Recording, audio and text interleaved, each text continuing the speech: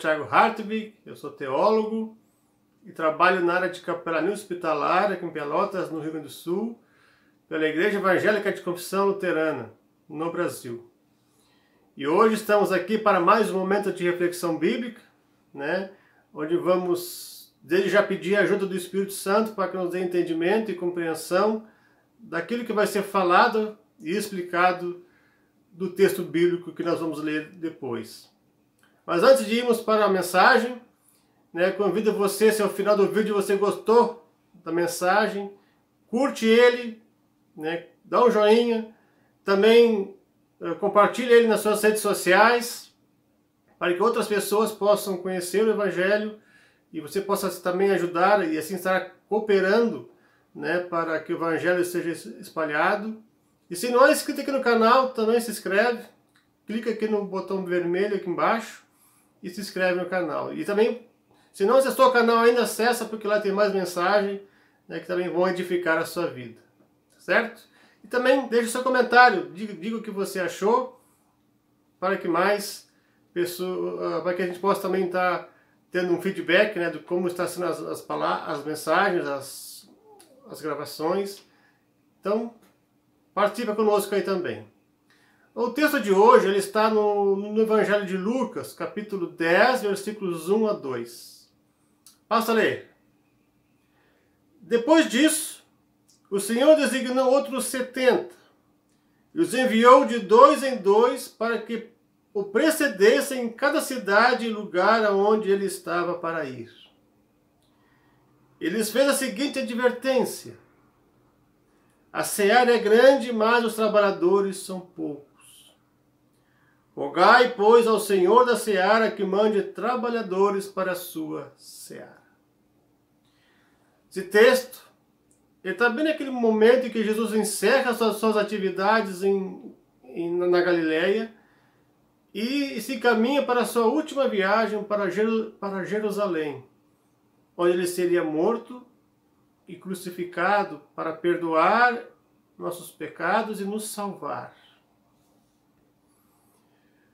O texto ele inicia, né, na primeira parte do versículo 1, dizendo o seguinte: depois disso o Senhor designou outros 70 e os enviou de 2 em 2.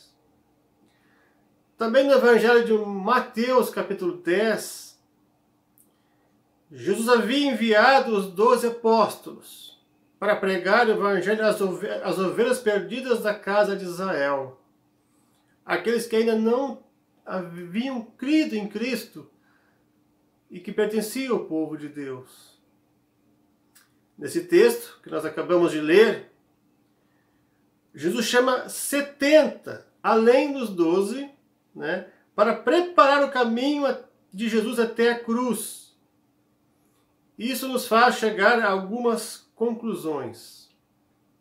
Primeiro, o número de discípulos que Jesus havia adquirido, que seguiam ele, havia crescido em grande número.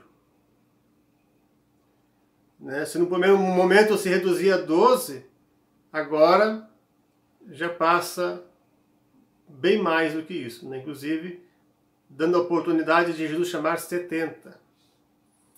Segundo, esses 70 discípulos não acompanhavam Jesus de forma permanente, como os 12 apóstolos.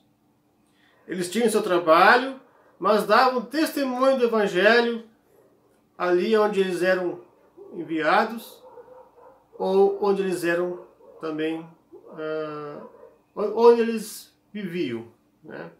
Porque era uma alegria ser chamado por Jesus. E aqui a gente percebe que havia muito mais pessoas que testemunhavam da palavra de Deus naquele momento, além do próprio Jesus e dos 12 apóstolos.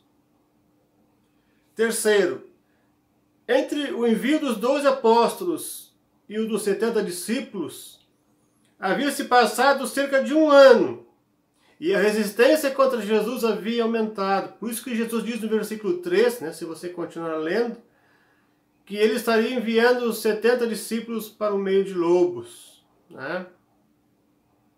Se você ler o Evangelho de Marcos, principalmente, você vai perceber que a resistência a Jesus ele vai aumentando, a perseguição vai aumentando. E ela vai ter seu cume, seu ápice, lá na crucificação, né? Onde realmente Jesus morre em nosso lugar, segundo as Escrituras, e a gente crê fielmente nisso, para perdoar nossos pecados e salvar todo aquele que crê. E assim cumprir o propósito do envio de Deus, de Jesus ao mundo. Quarto, a constatação de que havia muito trabalho para ser feito. A seara é grande e os trabalhadores são poucos. Mesmo naquela época em que o mundo conhecido era menor do que hoje, Jesus chega a essa constatação, por ser o Senhor do mundo, porque ele também estava na criação, de que havia muitas pessoas ainda que deveriam crer em Cristo. Mas os seus discípulos mesmo ainda que haviam crescido em número, ainda era pouco.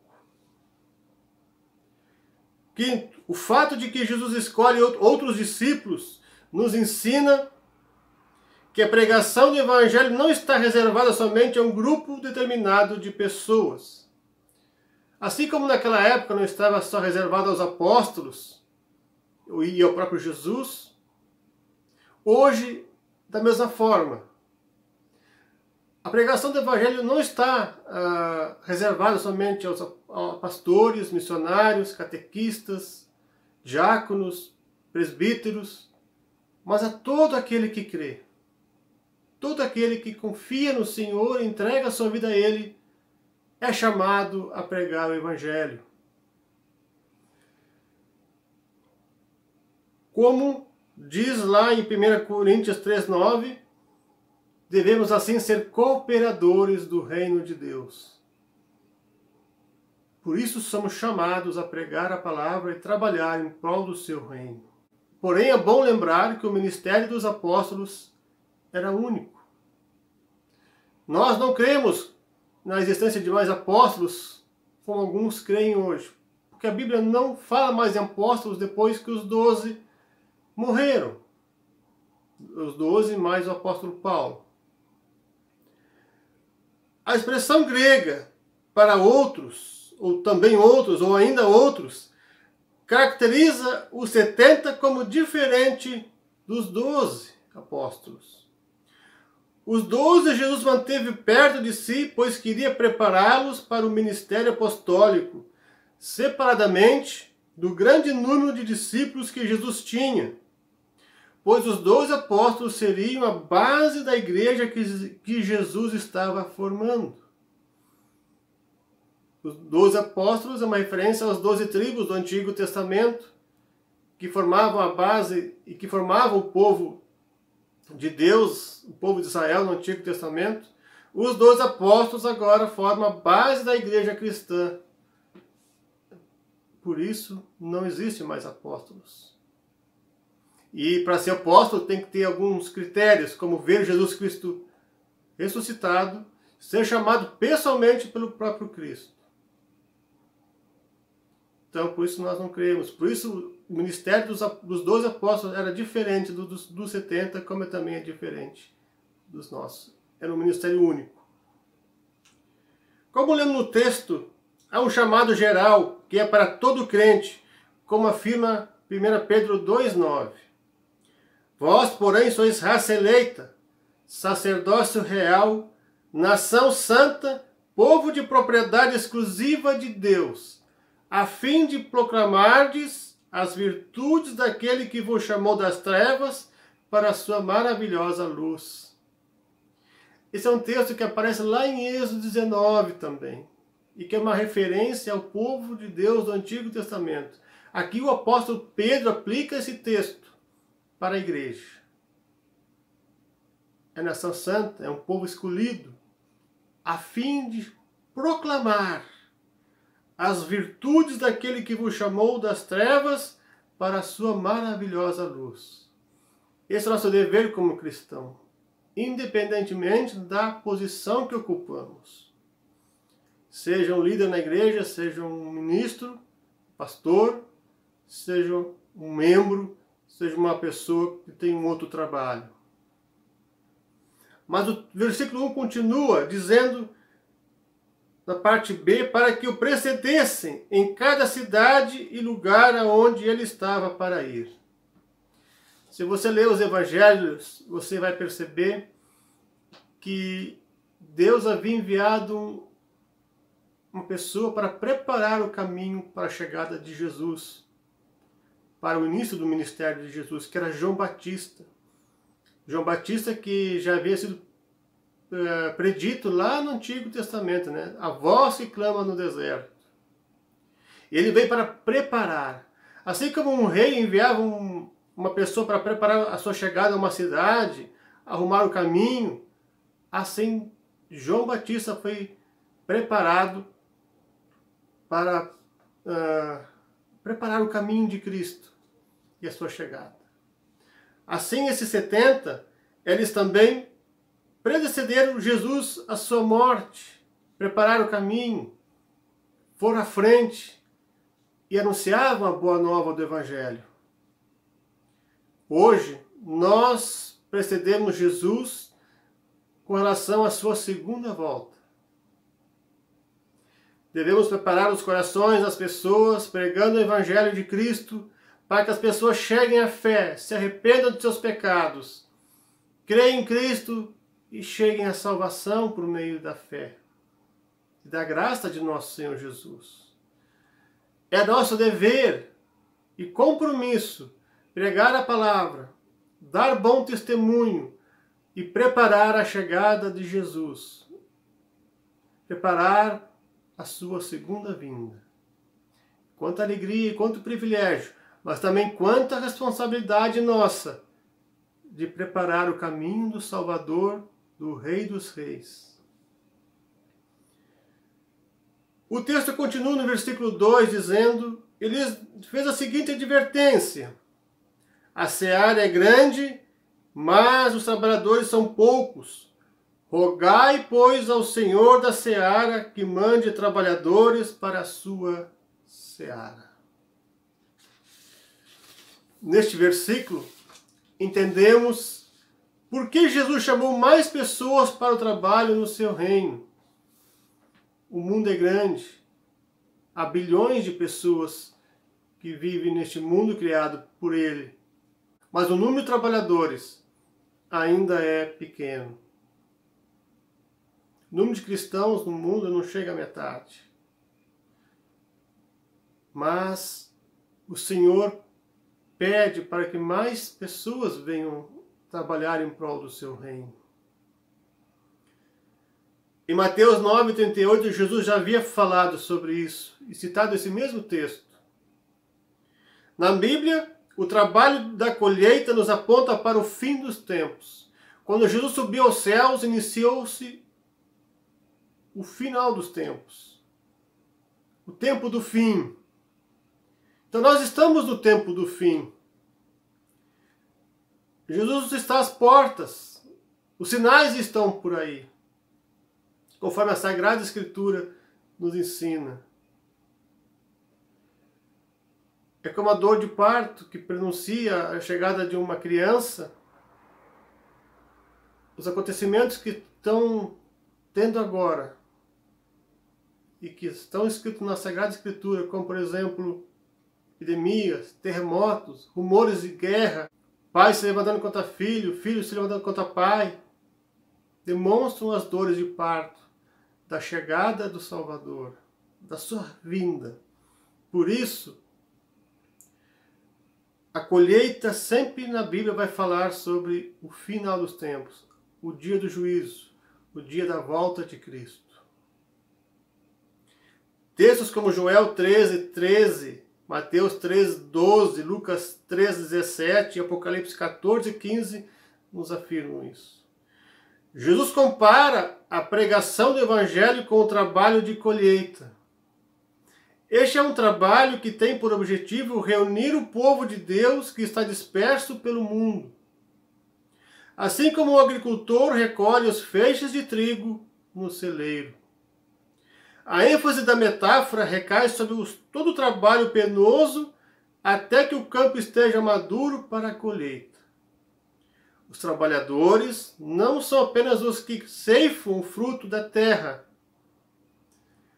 amarram os feixes e os levam ao celeiro, mas servos que realizam todo o trabalho inicial, que prepara a futura colheita, ou seja, os que preparam a vinda do Salvador para o grande dia da salvação de Cristo Jesus, são aqueles que trabalham na sua seara. Mas ainda, faltam trabalhadores para a seara de Deus. Por isso Jesus dá uma instrução aos 70 e dá a cada um de nós também. Por isso é bom prestarmos atenção nessa instrução de Jesus. Jesus diz: rogai, pois, ao Senhor da seara que mande trabalhadores para a sua seara. O dono da seara é o próprio Deus, como o próprio texto afirma. Rogai, pois, ao Senhor da seara. Rogar ao Senhor é a parte mais importante de todo o texto. Nenhum avivamento começou neste mundo e em toda a história da cristandade sem que houvesse oração antes. Sem dobrar os joelhos e sem rogar ao Senhor da seara que envie trabalhadores e que envie o Espírito Santo, não haverá conversão, não haverá avivamento e não haverá pessoas transformadas e novos crentes. Mas para isso é de suma importância que os trabalhadores que já estão atuando pedirem. Por isso Jesus pede aos seus discípulos que já são dele, para pedir ao Senhor da seara, para pedirem a Deus que envie mais trabalhadores. Ou seja, Deus espera pela oração de seus servos para que mais trabalhadores sejam enviados. Por isso a oração constitui-se na principal ação dos servos de Deus. Sem oração não há transformação. Sem a oração também não há ação de Deus. Não podemos fazer a obra de Deus sem orar. Texto como Atos 1, 13 a 17 confirmam isso.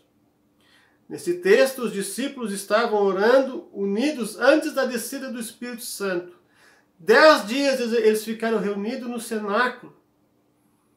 Cerca de 120 discípulos, cerca de 120 pessoas reunidas, orando, entregando suas vidas ao Senhor e orando pela obra do Senhor. Até que o Espírito Santo desceu e eles foram revestidos de poder e com intrepidez, com ousadia e coragem, saíram a pregar o Evangelho. E na primeira vez que isso aconteceu, após a descida do Espírito Santo, 3.000 pessoas chegaram à fé. Como consta no livro de Atos, capítulo 2. A oração gera e cria os trabalhadores para o Senhor. É necessário entender isso. Se quisermos fazermos missão hoje na igreja, primeiro passo é orar, é dobrar o joelho, é nos unirmos em oração. Sem oração não haverá novos trabalhadores. O mesmo Senhor que chamou os seus discípulos a rogar por trabalhadores para a sua seara, continua instruindo os discípulos da atualidade a rogar por mais servos de Deus. O sentido original do texto, em grego, diz o seguinte: peçam ao Senhor da colheita que lance trabalhadores para a sua colheita. Assim se alude à forte pulsão do Espírito Santo e ao envio vigoroso de servos de Deus para a sua seara. Contrariando todas as ações contrárias da carne, o Espírito Santo precisa arrebatar e derrotar pessoas e torná-las firmes e preparadas e, na sequência, também enviá-las. No tempo de safra, O proprietário procura alguém dos seus auxiliares permanentes. Nós percebemos aqui que sem oração não há transformação, na mudança na igreja. Conta-se uma história que eu gosto de conversar e relatar para as pessoas, de que um homem de Deus foi perguntado o que é mais importante, orar ou estudar a palavra de Deus? E ele respondeu sabiamente, o que é mais importante para um pássaro? A asa esquerda ou a asa direita? A resposta foi essa pergunta foi uma pergunta retórica. As duas, é claro. Não podemos estudar a palavra sem orar, ou orar sem estudar a palavra. As duas coisas se complementam. Várias vezes nós vamos encontrar na Sagrada Escritura que Jesus se retirou para orar. Na noite anterior, a escolha dos 12 apóstolos, Jesus ficou uma noite em intimidade com o Pai. A vida com Deus precede trabalho com Deus. Se nós não tivermos uma vida fiel ao Senhor, se nós não tivermos intimidade com o Senhor através da oração e da leitura bíblica, também não seremos bem-sucedidos no ministério e na obra do Senhor. As duas coisas precisam andar juntas. E assim, se tivermos uma vida de fidelidade ao Senhor e comprometido com a oração, a leitura bíblica e reflexão bíblica, o Senhor ouvirá nossas orações, porque nós vamos saber qual é a vontade do Senhor, que é boa, perfeita e agradável. E Ele vai enviar os trabalhadores. Mas Ele pede a todos nós que oremos para que Ele envie mais trabalhadores, porque Ele é o dono da seara, Ele é o Criador de todas as coisas. Não vamos desistir. Precisamos orar, pedir por mais trabalhadores. A igreja precisa disso. Quero terminar essa mensagem com uma frase de Mittermeier, que diz o seguinte: no tempo de safra, o proprietário procura, além dos seus auxiliares permanentes, ainda trabalhadores especiais para jogá-los na sua colheita. Assim como um general lança suas forças de reserva na batalha decisiva. A grande necessidade de discípulos de Jesus, impelidos pelo Espírito de Deus, plenos de uma fé firme, animados por um amor sagrado, dotados do olhar de Jesus, a saber, o olhar da compaixão e da esperança, que queiram ajudar na construção do reino de Deus. Precisam saber-se vocacionados pelo próprio Deus. Somente Ele pode dar essas personalidades. Ele as dá quando se ora por elas. São fruto de muitas orações. É maravilhoso o quanto Deus coloca em nossas mãos e faz depender de nossa cooperação. Até o emprego de seus mensageiros e colaboradores. A intercessão autêntica realiza obras grandes no reino de Deus. Abre corações, bocas e mãos para a gratidão e o serviço. Impulsiona para a missão e a diaconia. Ela nos dá a palavra certa e a ação correta. A ordem de Cristo era bem clara. Rogai ao Senhor da seara para que envie mais trabalhadores. Essa é a nossa missão. É uma de nossas missões. A outra é propagar o Evangelho. Dar razão da nossa fé às pessoas que nos perguntam sobre ela. Dar bom testemunho. Ser como os 70 que anunciam a boa nova onde estamos. Não deixe de servir ao Senhor. Seja um cooperador no reino de Deus. seja pregando o Evangelho, seja em oração. Que Deus nos abençoe e que essa palavra toque fundo no nosso coração e que o Espírito Santo transforme nossa vontade para também nos empenharmos na propagação do Evangelho e na missão de Deus. Que Deus assim nos abençoe. Fique na paz de Cristo.